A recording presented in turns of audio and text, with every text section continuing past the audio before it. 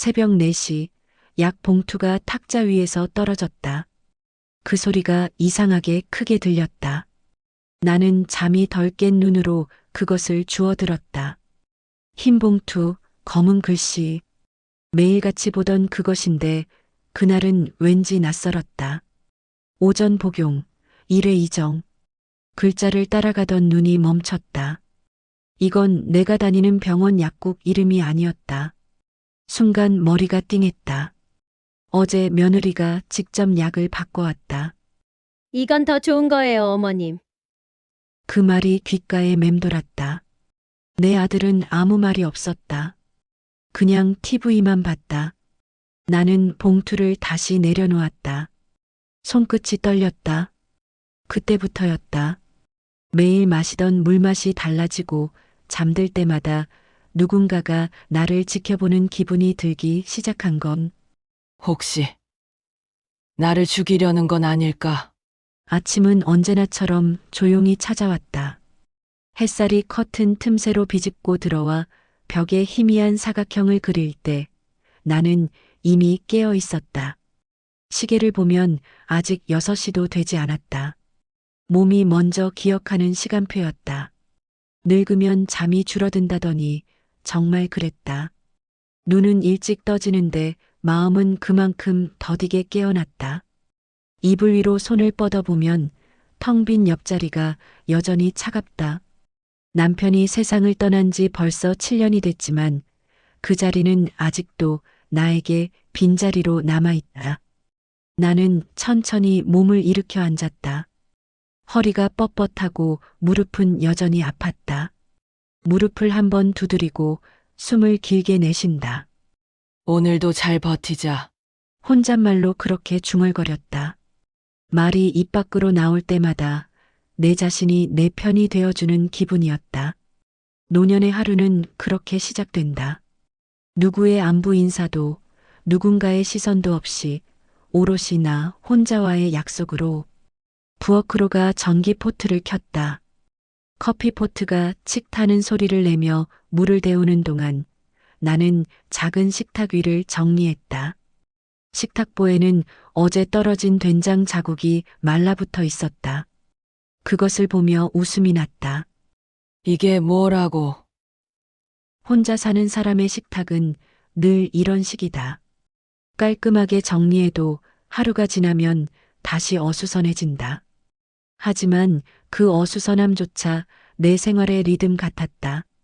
누군가 와서 잔소리할 사람도 없고 대신 내 마음이 허락하는 만큼만 정리하면 됐다.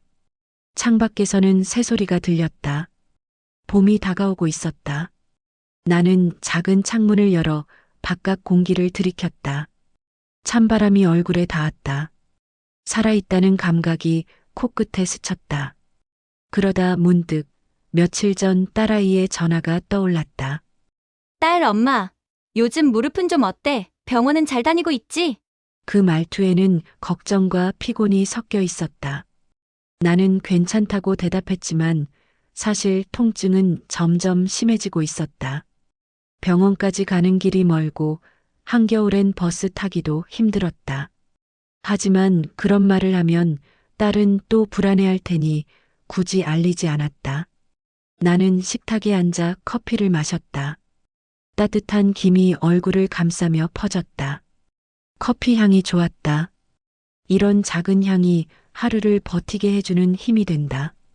창문으로 들어오는 햇살이 커피잔 속을 비추자 나는 괜히 그 빛을 오래 바라봤다. 그 순간만큼은 세상이 나를 잊지 않은 것 같았다.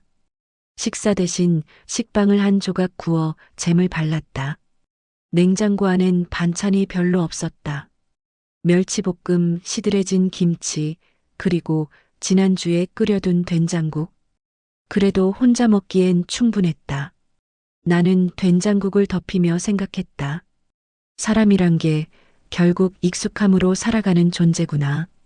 매일 똑같은 메뉴, 똑같은 동선, 똑같은 하루. 하지만 그것이 오히려 내게는 위안이었다.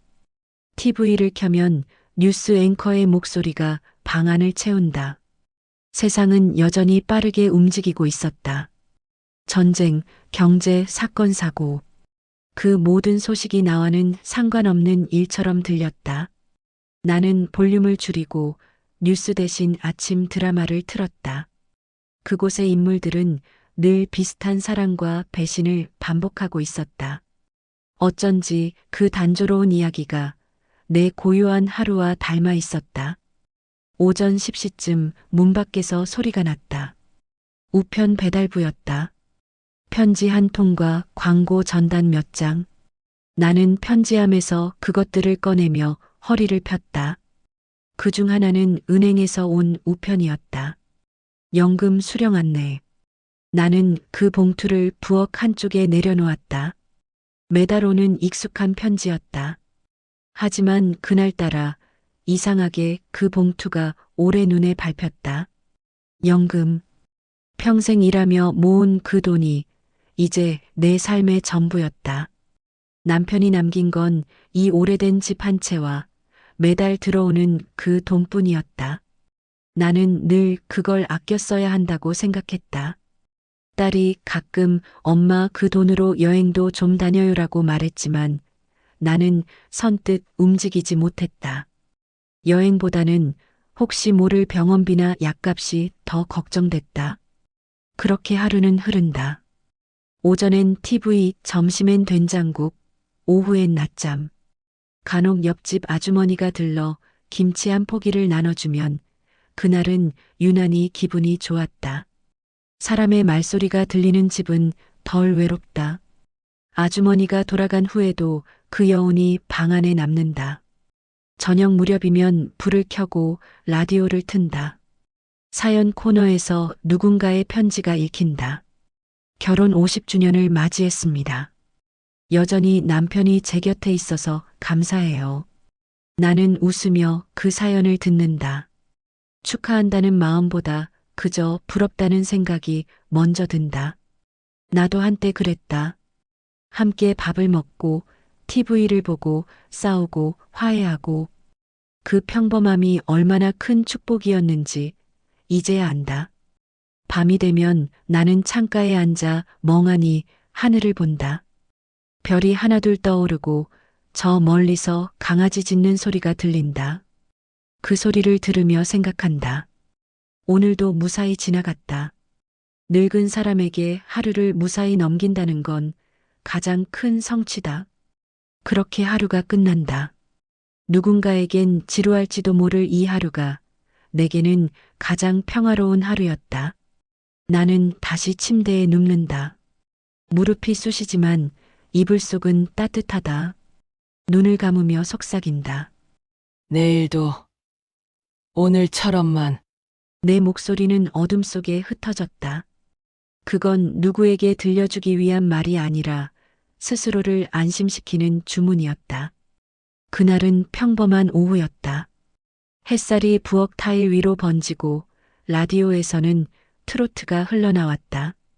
나는 점심 설거지를 마치고 물기를 털었다. 손등의 주름 사이로 비누 거품이 남아 있었다. 그때 초인종이 울렸다. 짧고 단단한 소리였다. 나는 수건으로 손을 닦으며 문으로 향했다. 문 앞에는 며느리가 서 있었다. 반듯한 단발머리에 짙은 립스틱. 손에는 약 봉투와 과일 바구니가 들려 있었다. 웃는 얼굴이었지만 그 미소는 유리처럼 얇고 단단했다. 어머님 요즘은 좀 어떠세요? 무릎은 괜찮으시죠? 그녀의 말투는 달콤했지만 속이 훤히 들여다보였다. 나는 억지로 미소 지었다. 그럭저럭. 괜찮아. 약 잘 챙겨 먹고 있어. 그 약 말이에요. 그거 너무 독해서 의사 선생님이 바꾸시래요. 제가 대신 받아왔어요. 그녀는 자연스럽게 손에 든 봉투를 식탁 위에 내려놓았다. 하얀 약 봉투에는 낯선 병원 이름이 찍혀 있었다. 세범내과. 나는 고개를 갸웃했다. 내가 다니던 병원은 미성의원이었다. 내가 가던 데는 미성의원인데. 거기보다 여기가 더 잘 본대요. 아는 사람이 추천했어요. 그녀는 환하게 웃으며 커피포트를 켰다. 집안 공기가 순간 묘하게 달라졌다. 나는 손끝이 차가워지는 걸 느꼈다. 커피 향이 퍼지는데 어쩐지 그 향이 낯설었다. 며느리는 능숙하게 내 약봉투를 정리했다. 이건 아침, 이건 점심. 작은 통에 알약을 나눠 담으며 말했다. 어머님은 이제 아무 걱정 마세요. 제가 다 챙길게요. 그녀의 걱정 마세요라는 말이 이상하게 들렸다. 어딘가 익숙한 단어인데 오늘은 유난히 차가웠다. 마치 누군가 내 인생의 열쇠를 조용히 가져가는 느낌이었다. 며느리가 돌아간 후 나는 한참 동안 약 봉투를 바라봤다. 하얀 봉투, 검은 글씨, 그리고 병원 이름 아래에 적힌 조제 날짜. 어제였다. 나는 기억을 더듬었다. 어제는 약을 받으러 간 적이 없었다. 나 이상하네. 혼잣말이 새어나왔다. 마음 한구석에서 불안이 피어올랐다. 하지만 그 불안을 피곤해서 그래하며 억눌렀다. 늙으면 원래 이런 일쯤은 있다고 스스로를 달랬다. 그러나 그날 밤 잠이 오지 않았다. 눈을 감을수록 며느리의 웃음이 떠올랐다. 그 웃음 속에 담긴 무언의 말. 이제부터 어머님은 저에게 맡기세요. 다음 날 나는 약을 챙겨 먹었다. 그런데 약맛이 달랐다. 쓴맛 뒤에 묘한 단맛이 남았다. 목이 따갑고 가슴이 미묘하게 울렁거렸다. 나는 물을 2잔 더 마셨다. 불안이 목젖에 걸렸다. 설마, 그 단어가 마음속에서 떠올랐다가 곧 사라졌다. 말도 안 된다고 생각했다. 나를 해칠 이유가 뭐가 있겠는가. 하지만 이유가 없다고 해서 일이 일어나지 않는 건 아니었다. 뉴스에서도 종종 그런 이야기들이 나왔다. 부모를 돌보던 자식이 재산을 노리고 끔찍한 일을 벌였다는 뉴스. 나는 고개를 저었다. 미쳤지. 그런 생각. 그러나 이상하게도 그날 이후로 모든 것이 낯설게 느껴졌다. 커피 맛이 달라지고 물 맛이 변했다. 냉장고 속 우유가 며칠 만에 상했고 전등이 깜빡였다. 사소한 일들이었지만 그 사소함이 쌓여서 내 마음을 잠식했다. 며느리는 자주 들렀다. 이전보다 훨씬 자주. 음식도 가져오고 약도 챙겨주었다. 하지만 그녀가 올 때마다 내 집은 내 집 같지 않았다. 그녀가 머문 자리에 남는 향수 냄새가 오래 남았다. 그 냄새는 달콤하지만 답답했다. 나는 점점 내 공간이 내 것이 아니게 되는 기분을 느꼈다. 어머님, 이제 시장도 가지 마세요. 무거운 거 들면 무릎에 안 좋아요. 필요한 거 있으면 저한테 말하세요. 그녀는 늘 그렇게 말했다. 하지 마세요. 걱정 마세요. 제가 할게요. 그 말들이 처음엔 다정하게 들렸지만 이제는 이상하게 들렸다. 그 말들이 쌓일수록 나는 점점 할 수 있는 일이 줄어들었다. 며느리가 떠난 저녁, 나는 거울 앞에 섰다. 거울 속에 나는 조금 낯설었다. 눈 밑에 다크서클이 진하게 드리워져 있었다. 피부는 창백했다. 그리고 눈빛이 어딘가 두려워 보였다. 나는 중얼거렸다. 내가 왜 이렇게 불안하지? 그 순간 부엌에서 딸깍 하는 소리가 났다. 나는 놀라서 고개를 돌렸다. 아무도 없었다. 냉장고 불빛만이 희미하게 깜빡였다. 나는 서서히 문 쪽으로 걸었다. 그리고 식탁 위에 놓인 약 봉투를 바라봤다. 하얀 봉투, 낯선 병원 이름, 그리고 정갈한 글씨. 봉투 위에 며느리의 손글씨로 이렇게 적혀 있었다. 어머님, 이 약 꼭 드세요. 사랑해요. 그 문장을 보는 순간 등골이 서늘해졌다. 그 다정한 문장이 이상하게 위협적으로 느껴졌다. 사랑해요. 그 단어가 이렇게 무서울 줄은 몰랐다. 나는 봉투를 들고 손끝으로 글자를 더듬었다. 그리고 천천히 봉투를 접었다. 이건 사랑이 아니야. 아침 7시, 창밖은 아직 흐렸다. 커튼을 걷자 유리창에 내 얼굴이 비쳤다. 낯설었다. 분명 나인데 눈빛이 달라져 있었다. 오늘은 내가 묻고 내가 듣는 날이다. 현관문을 열자 미란이가 이미 서 있었다. 단정한 트렌치 코트, 진주 귀걸이, 미묘하게 진한 향수 냄새. 그녀는 웃었다. 어머님 일찍 나오셨네요. 내가 오랜만에 부른 날이잖니. 늦으면 안 되지. 오늘은 중요한 날이에요. 어머님도 이제 편안해지실 거예요. 그녀는 그 말을 또 했다. 편안해지실 거예요. 엘리베이터 안은 조용했다. 거울 속에 나란히 선 두 사람. 나는 내 눈을 똑바로 바라봤다. 아침에 녹음기를 손가방 안쪽에 넣어두며 오늘은 절대 눈을 피하지 않는다고 다짐했다. 은행 앞에 도착하자 그녀가 미리 예약한 듯 창구로 안내했다. 어머님, 서류는 제가 다 준비했어요. 도장만 꺼내주세요. 안녕하세요. 김미라 고객님. 어르신 오셨네요. 내 이름이 아닌 며느리의 이름이 먼저 불렸다. 나는 아무 말 없이 자리에 앉았다. 이건 어머님 명의 주택연금 전환 신청서입니다. 여기 서명만 하시면 직원의 손끝이 종이 위를 미끄러졌다. 서류 제목, 굵은 글씨가 눈에 들어왔다. 주택 매각동의 및 채권 양도 계약서. 나는 고개를 들었다. 이게 주택연금이요? 예. 이름만 그렇게 되어 있어요. 요즘은 절차가 간단하거든요. 내가 집을 팔게 되는 건 아니죠? 어머님 팔기보단 정리하는 거예요. 어머님 앞으로 복지비가 매달 들어오고요. 정리. 그 단어가 또 등장했다. 나는 펜을 잡는 신용을 하며 서류를 넘겼다. 맨 뒤 장에 작은 글씨가 빼곡했다. 부양계약자 김미라. 채권 수령인 동일. 손끝이 멈췄다. 이건 뭐야? 아, 그건 행정 절차상 필요해서 그래요. 제가 대리인으로 돼야 송금이 원활하거든요. 그럼 내 통장으로는 돈이 안 들어오는 거네? 그녀는 단 0.5초 머뭇거렸다. 이 서류상은 그렇지만 다 어머님 몫이에요. 그 짧은 머뭇거림이 전부였다. 그래. 요즘 복잡하긴 하지. 손가방 속에서 녹음기에 작은 빨간 불이 켜졌다.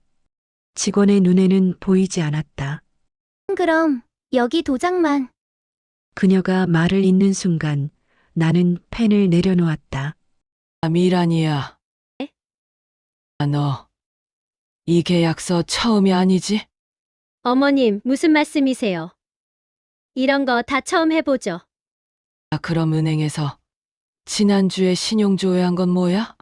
그녀의 눈동자가 미세하게 흔들렸다. 나는 조용히 말을 이었다. 요양시설 제휴 대출. 내 이름으로. 직원이 놀란 눈으로 우리를 번갈아 보았다. 미란이는 재빨리 미소를 되찾았다. 예, 어머님이 착각하신 것 같아요. 그건 상담만 드렸던 거예요. 상담만. 어머님 편하게 해드리려고. 그래서 약도 내가 직접 바꿔줬지. 해솔레과라 쓰여 있던 거. 그건 그냥 병원 바뀐 거예요. 병원 번호가 없는 병원이었는데. 직원은 무슨 상황인지 몰라 당황한 표정으로 우리를 봤다. 나는 천천히 서류를 밀어내며 말했다. 이 계약은 안 해. 이 어머님, 내 집은 내가 지켜. 그녀의 얼굴에서 웃음이 사라졌다. 한순간 공기가 무겁게 가라앉았다. 그럼 어머님, 그동안 받으신 돈들은요? 무슨 돈? 이 생활비, 병원비, 약값. 다 우리 통장에서 나갔잖아요. 그건 내 아들이 번 돈이지. 내 돈은 아니야. 이 어머님, 세상 일 그렇게 단순하지 않아요. 다 기록이 남아요. 좋아. 그럼 남겨. 나는 의자에서 일어나며 말했다. 오늘 이 자리도 다 기록되고 있으니까 뭐라고요? 이 말까지 들어갔겠네. 나는 가방을 열어 녹음기를 꺼냈다. 빨간불이 여전히 깜빡이고 있었다. 직원이 자리에서 일어났다.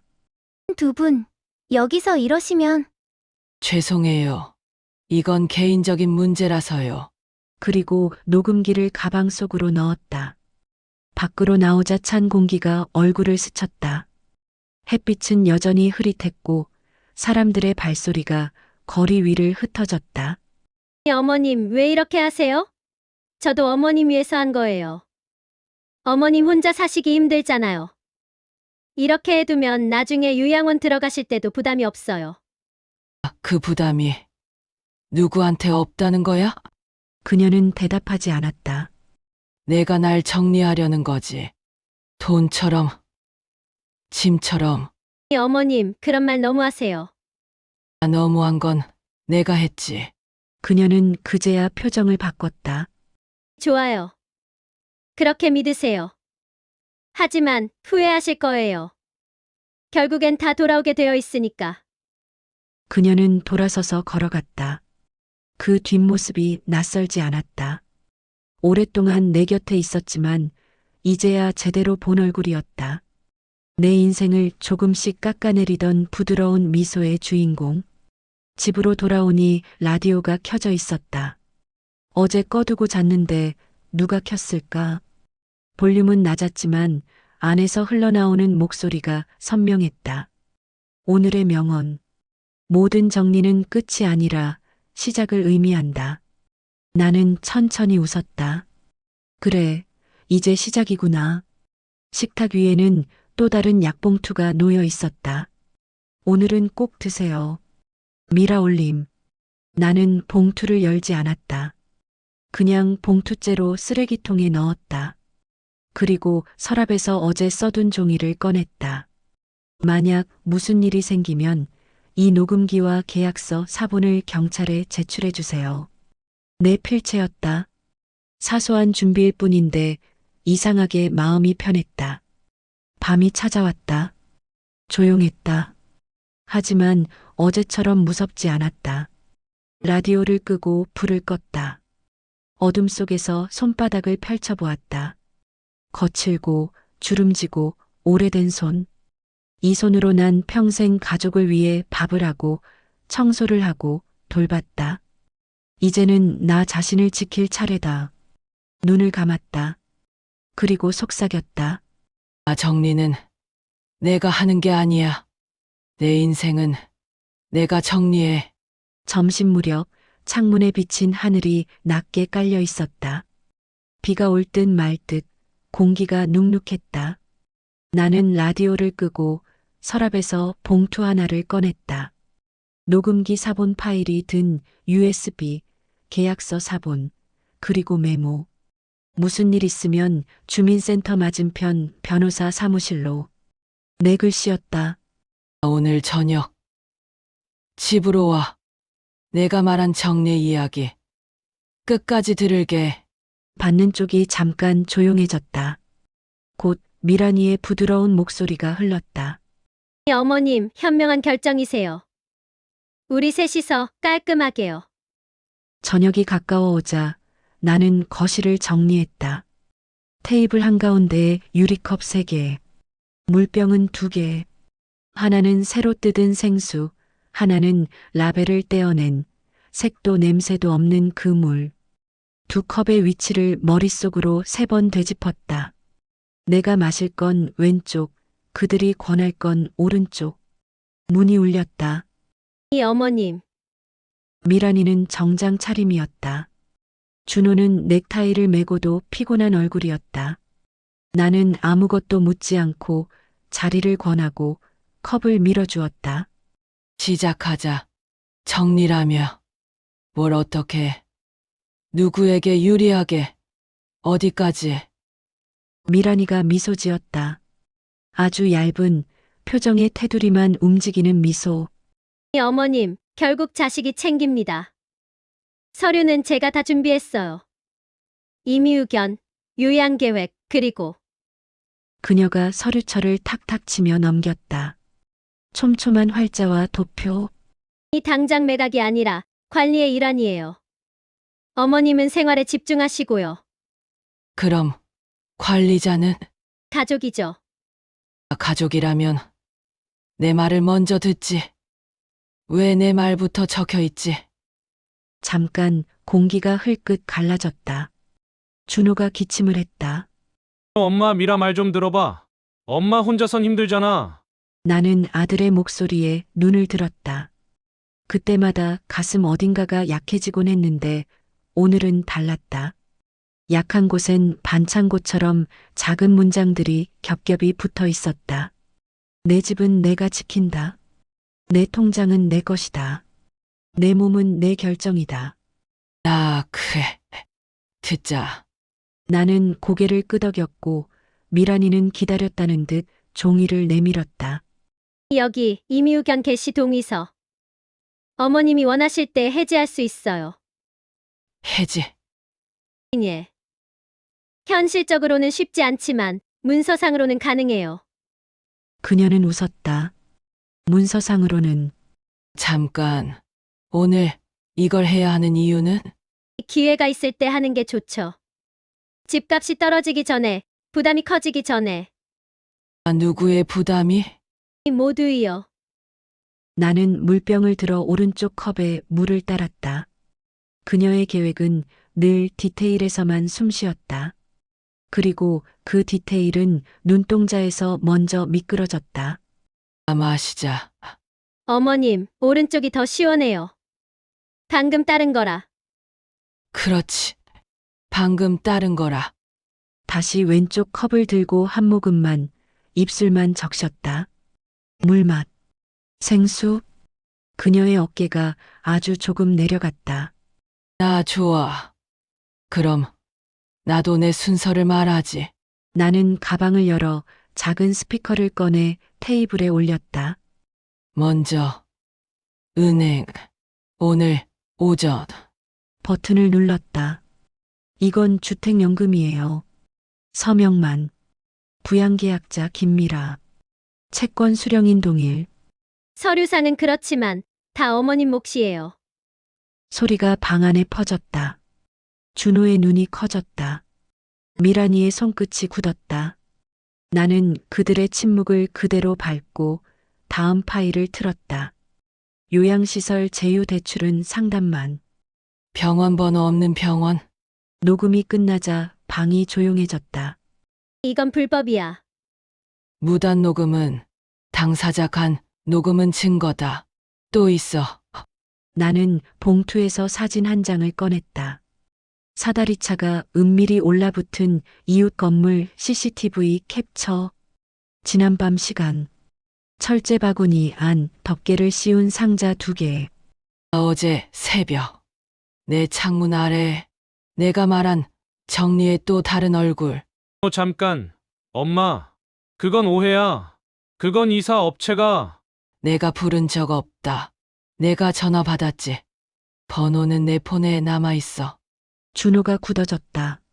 미란이가 대신 웃었다. 어머님 증거란 건요. 연결되어야 합니다. 저 사진 하나로 뭘 증명하시겠어요? 그래. 그래서 연결해 왔지. 나는 마지막으로 USB를 꺼냈다. 이건 오늘 밤 9시에 주민센터 상담사에게 갈 거야. 내가 방금 더한 말까지 포함해서. 지금은 8시 40분. 내가 할 말이 있으면 지금이야. 미란이가 한숨을 쉬었다. 그리고 의자를 당겨 앉았다. 어머님, 사실대로 말씀드릴게요. 미라야. 하지 마. 괜찮아. 어차피 어머님은 믿을 걸 준비해 오셨으니까. 그럼 거래하죠. 집은 어머님 명의로 두세요. 대신 저희에게 담보 설정만 해주세요. 생활비는 제가 계속 드릴게요. 담보. 예. 어머님이 곤란해지지 않게 최소한으로. 법적으로도 깔끔하게. 내가 안전해지는 방식이지. 거래는 안 해. 그녀의 미소가 깨졌다. 짧고 날카로운 조각들이 바닥을 스치는 소리가 들리는 것 같았다.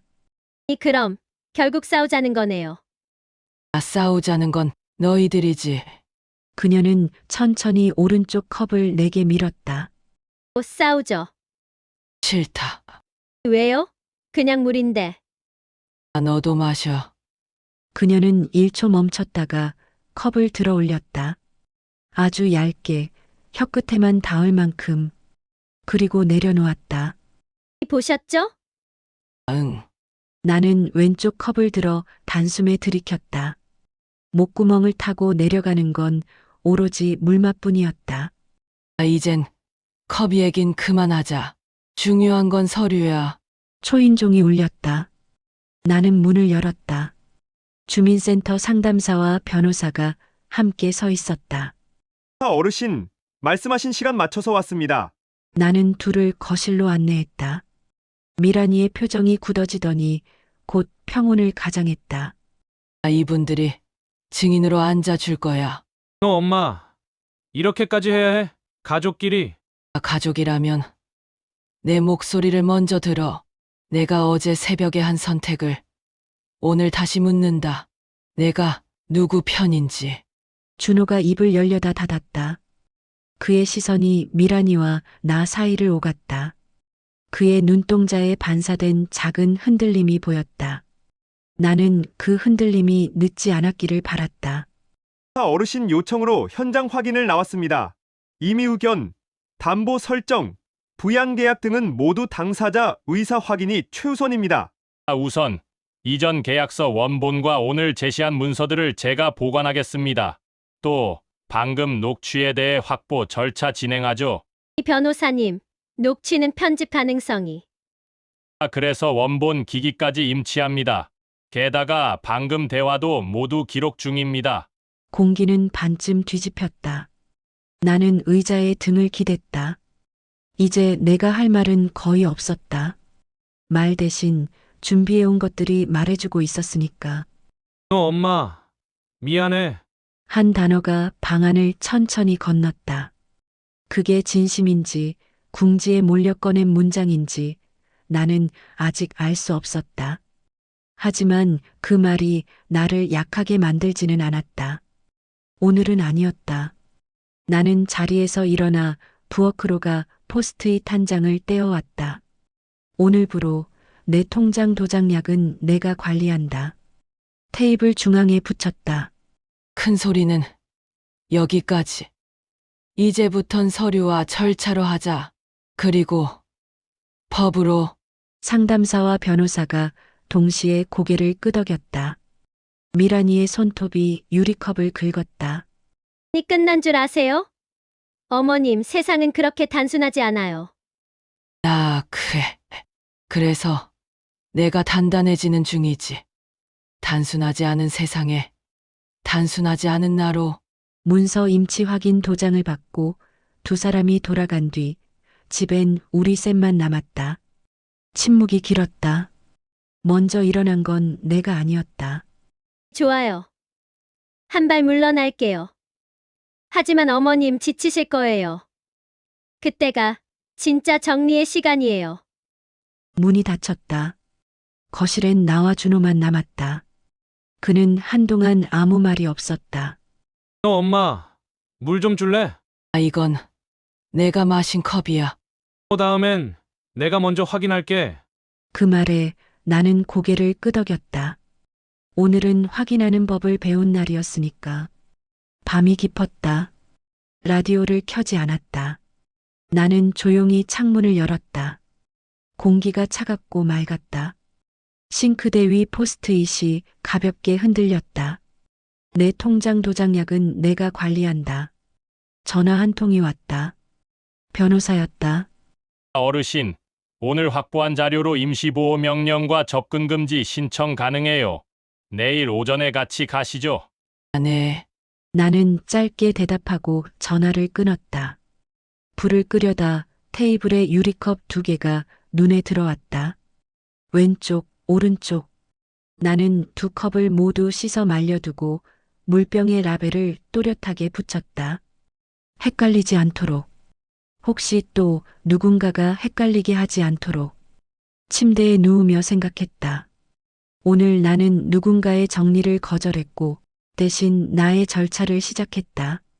정리란 이름으로 살아온 세월을 걷어내고 내 이름으로 내일을 쓰는 일.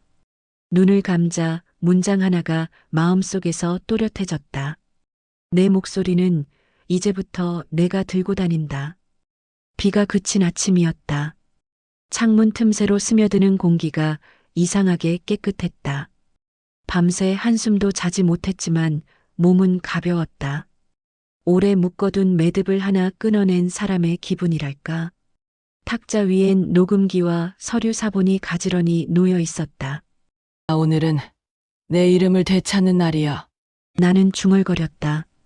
현관문을 나서며 무릎이 시큰거렸다. 평소 같았으면 돌아와 파스를 붙였겠지만 오늘만큼은 멈추지 않았다. 집 앞 골목은 물기가 남아 반짝거렸다. 버스 정류장까지 걸으며 마음속으로 단어를 반복했다. 명예 회복, 소유권 이전, 증거 제출. 법률 용어는 여전히 낯설었지만 이제 그 낯설미 두렵지 않았다.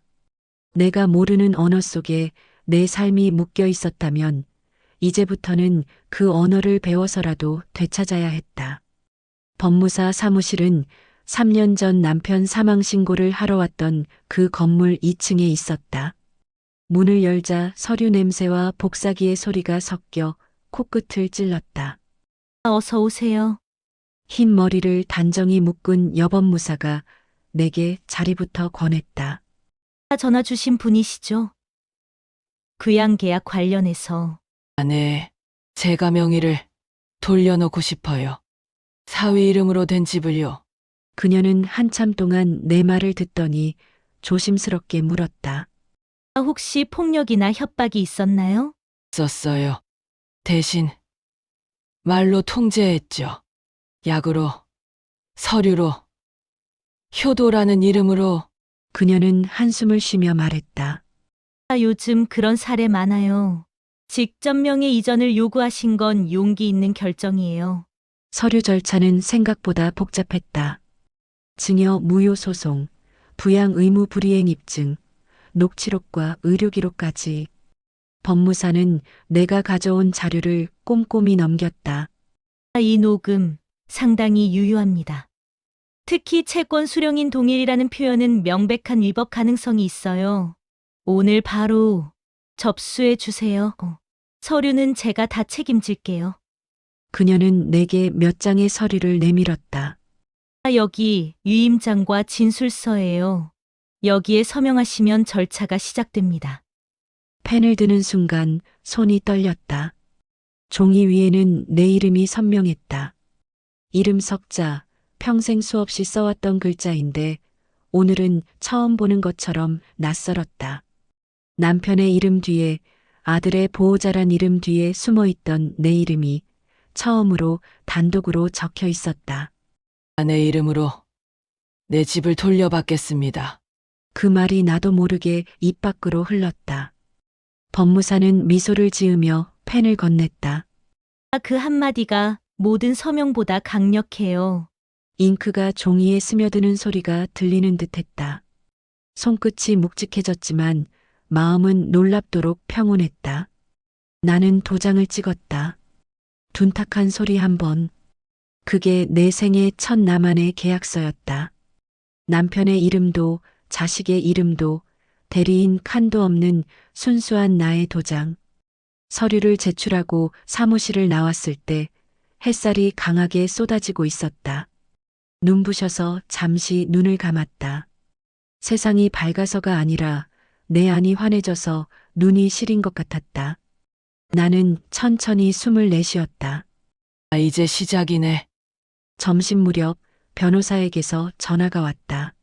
어르신, 서류 잘 접수됐습니다.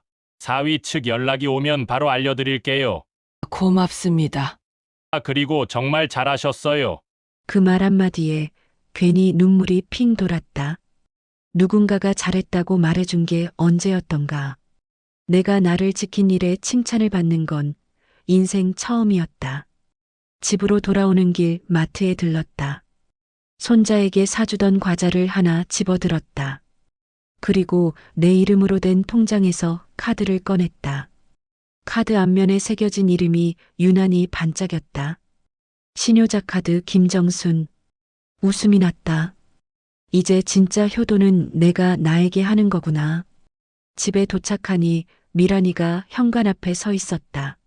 이 어머님, 그녀는 잠깐 나를 훑어보더니 조용히 말했다.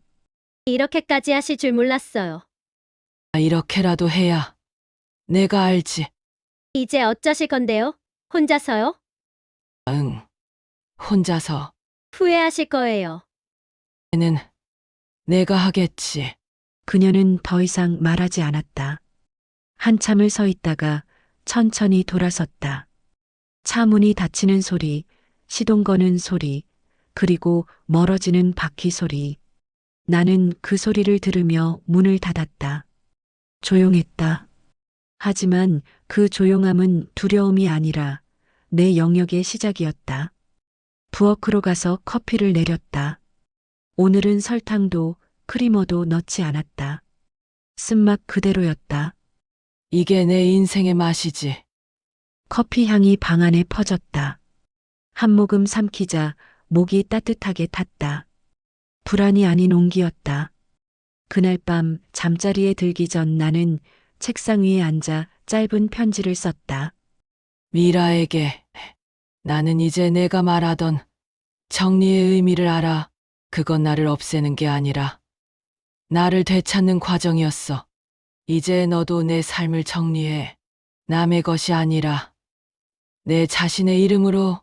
편지를 접어 서랍에 넣었다. 창밖엔 달이 떠 있었다.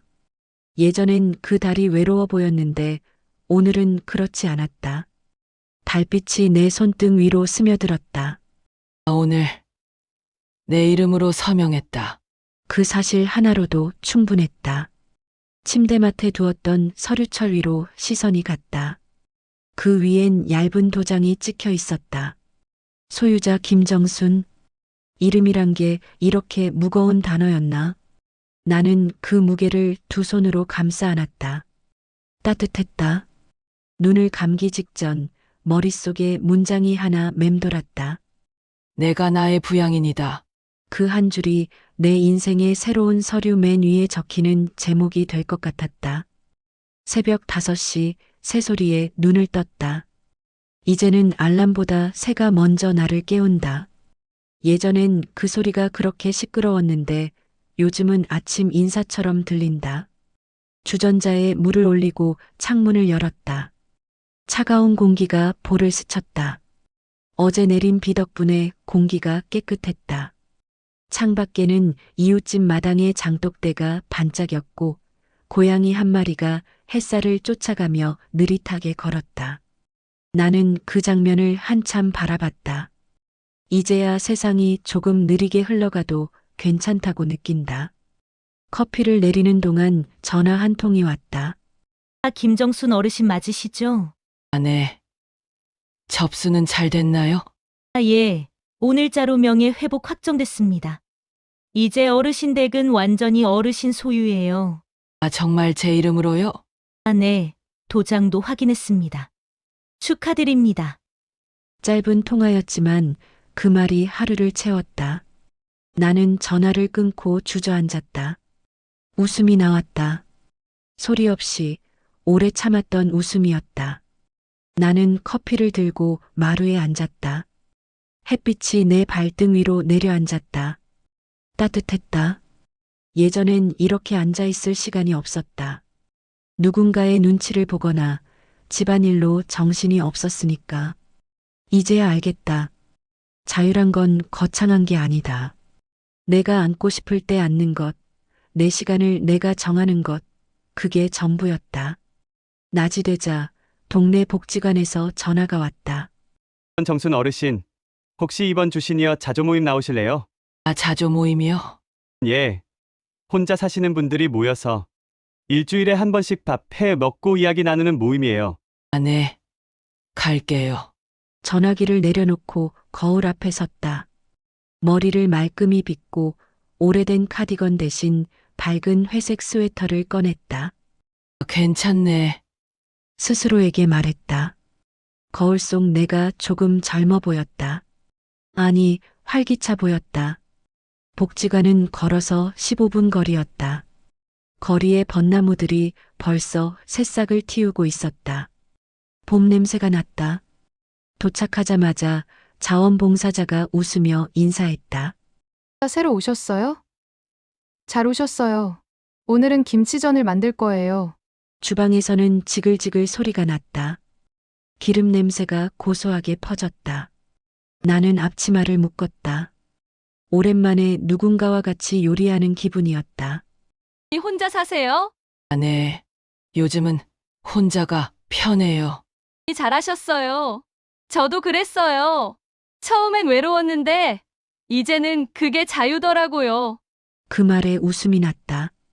같이 부치던 전이 타기 시작하자 우리는 동시에 젓가락을 들었다. 태웠네요. 그래도 괜찮죠? 인생도 좀 태워야 맛이 나요. 그 말이 이상하게 마음에 남았다. 모임이 끝나고 복지관 문을 나설 때 담당자가 내게 작은 봉투를 건넸다. 어르신, 이건 이번 달 활동비예요. 아니, 저 아직 뭐 한 것도 없는데요. 오신 것만으로도 충분해요. 여기선 그게 출석이에요. 봉투 안에는 현금 10,000원짜리 한 장과 손글씨 편지가 들어 있었다. 당신이 걸어온 길이 누군가에겐 희망이 됩니다. 그 한 문장을 읽는데 눈물이 또 핑 돌았다.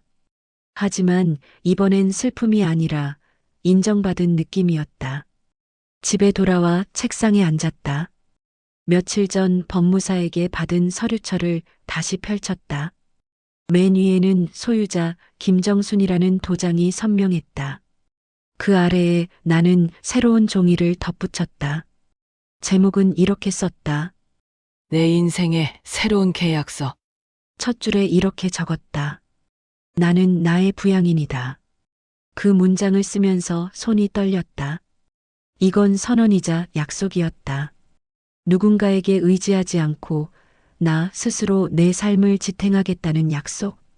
오후가 되자 창문으로 햇살이 깊게 들어왔다. 나는 라디오를 켰다. DJ의 목소리가 흘렀다. 오늘의 사연입니다. 새로운 시작을 앞둔 김정순 어르신, 응원합니다. 아이야. 이런 것도 방송이 되네. 나는 창문 밖으로 고개를 내밀었다. 바람이 부드럽게 불었다. 해가 질 무렵 나는 다시 커피를 내렸다. 이번엔 설탕을 조금 넣었다. 쓴맛과 단맛이 섞이자 묘하게 어울렸다. 아, 그래. 인생도 이래야지. 나는 혼잣말을 하며 컵을 들어 올렸다. 밤이 깊어가자 서랍 속에서 오래된 사진 한 장을 꺼냈다. 남편이 웃고 있었다. 아, 여보. 나 이제 잘 살 거야. 당신 덕분에. 또 당신 없이도. 사진을 가만히 쓰다듬었다. 그리고 불을 끄고 침대에 누웠다. 천장에서 빛이 부드럽게 퍼졌다. 눈을 감으며 나는 마음속으로 되뇌었다. 나는 이제 누구의 어머니나 아내가 아니라 나 자신으로 산다. 나의 부양이는 나. 봄비가 그친 다음 날 나는 다시 복지관을 찾았다. 오늘은 요리도 수다도 없었다. 대신 새로운 공지가 붙어 있었다. 시니어 탐정단 창단 모집 관찰력 좋은 분 환영. 나는 피식 웃었다. 아, 탐정이라. 불과 몇 달 전까지만 해도 탐정이란 단어는 드라마 속 이야기였다. 그런데 이제는 내 이름과 나란히 붙어도 어색하지 않았다. 책상 앞에 앉은 담당자에게 다가갔다. 아, 이거. 나도 지원할 수 있을까? 그럼요, 어르신. 경험이 중요하거든요. 경험이라. 그건 좀 있지. 나는 고개를 끄덕였다. 담당자는 내 이름을 적으며 말했다. 김정순 어르신, 환영합니다. 탐정단 첫 모임 날 나는 제일 앞자리에 앉았다. 참가자는 나를 포함해 5명이었다. 혼자 사는 노인, 전직 교사, 택시기사, 그리고 동네 슈퍼 사장님. 우리는 서로의 얼굴을 보며 어색하게 웃었다. 첫 임무는 분실 사건이에요. 복지관 창고에서 자주 물건이 사라진다고 하네요. 모두가 심각한 표정을 지었지만 나는 웃음이 났다. 이 정도는 귀엽다. 그래도 열정이 느껴졌다. 창문이 2개고 자물쇠는 하나야. 그럼 범인은 내부지. 할머니, 추리 드라마 자주 보셨어요? 드라마 말고 실제로 좀 겪었지. 모두가 나를 빤히 보더니 고개를 갸웃했다. 나는 웃음만 지었다. 그날 오후 창고를 둘러본 결과 도둑은 의외로 금세 잡혔다. 매주 청소하러 오는 인근 학생이었다. 죄송해요. 그냥 과자 몇 개만 가져갔어요. 아이의 어깨가 떨렸다. 나는 그 아이를 나무라지 않았다. 배고팠지? 다음부터는 말하고 가져가. 그리고 과자 봉지를 하나 건네주었다. 범인 검거 완료. 누군가 농담처럼 외쳤고 우리는 모두 웃었다. 그날 이후 사람들은 나를 정순 형사님이라고 불렀다. 며칠 후 진수에게서 전화가 왔다. 할머니, 잘 지내세요? 너 덕분에 잘 살고 있어. 요즘 뭘 하세요? 탐정. 역시요. 그 아이의 웃음이 들렸다. 다음에 같이 해요. 젊은 탐정이랑 시니어 탐정이 협력하면 세상이 좀 더 안전해질지도 몰라요. 나 좋아. 그럼 팀 이름부터 지어야겠네. 그건 이미 정했어요. 정의전 2의 정순 탐정단. 이름 센데요. 나 세계 가야지. 세상이 만만치 않거든. 통화를 마치고 창밖을 바라봤다. 햇살이 고양이 털 위에서 반짝였다. 문득 예전의 내가 떠올랐다. 겁 많고 목소리 낮고 늘 누군가의 결정 뒤에 서 있던 사람. 그 시절의 나는 어디로 갔을까? 아마도 여전히 내 안에 있지만 이제는 내 발목을 잡지 않는다. 그날 밤 나는 노트 한 권을 펼쳤다. 표지엔 손글씨로 이렇게 써 있었다. 탐정 노트 1호 김정순. 첫 페이지에 사건 기록을 적었다. 사건명 복지관 분실 사건. 결과 범인 검거 사유 배고픔. 교훈 배고픈 마음은 죄가 아니다. 다만 외면이 죄다. 글씨가 삐뚤빼뚤했지만 마음은 단정했다. 페이지를 넘기며 나는 다음 사건의 제목을 썼다. 고독사 예방 순찰 프로젝트. 이건 내 첫 자발적 임무였다. 이웃 노인들의 안부를 직접 확인하고 말벗이 되어주는 일. 그 일은 누구의 부탁도 아니었다. 그냥 내가 하고 싶어서였다. 다음 날 나는 동네를 돌았다. 문이 반쯤 열린 집, 불이 켜진 채 닫히지 않은 현관. 그런 집을 보면 문 앞에서 조용히 인사했다. 안에 계시죠? 김정순이에요. 커피 한 잔 하실래요? 그 말 한마디로 문이 열리는 일이 종종 있었다. 그리고 그 안에서 또 다른 이야기가 시작됐다. 어느 날엔 남편 잃은 할머니가 내 손을 꼭 잡았다. 정순 씨, 나 이제 혼자 살 수 있을 것 같아. 그게 제일 어려운 거예요. 근데 제일 멋진 일이지. 그 말을 하며 나도 스스로에게 다시 한번 말하고 있었다. 밤이 되면 하루 동안 들은 이야기들을 노트에 기록했다. 누가 울었고, 누가 웃었는지, 어떤 문장을 남겼는지. 그러다 보면 내 안의 외로움도 조금씩 작아졌다. 가끔 뉴스에 나오는 범죄 사건을 보면 TV 앞에서 혼잣말을 한다. 저건 탐정단이 갔으면 하루 만에 풀었을 텐데. 이젠 진짜 그렇게 느껴진다. 세상이 나를 피해가는 게 아니라 내가 세상 속으로 들어가고 있다. 어느 날 복지관 게시판에 이런 문구가 붙었다. 김정순 어르신 명예 탐정 위촉장 수여. 밑에는 작은 리본이 달려 있었다. 나는 리본을 떼어 가슴에 붙였다. 누군가가 박수를 쳤다. 그 소리가 아주 오래 귀에 남았다. 밤이 되자 창문을 열었다. 달이 동그랗게 떠 있었다. 나 이제 진짜 괜찮아. 달빛이 마루 위로 내려앉았다. 그 빛이 마치 내 이름을 쓰는 것처럼 느껴졌다. 김정순. 그 이름 아래엔 더 이상 보호자도 후견인도 없었다. 단 하나의 서명이 있었다. 본인 확인 완료. 나는 웃었다.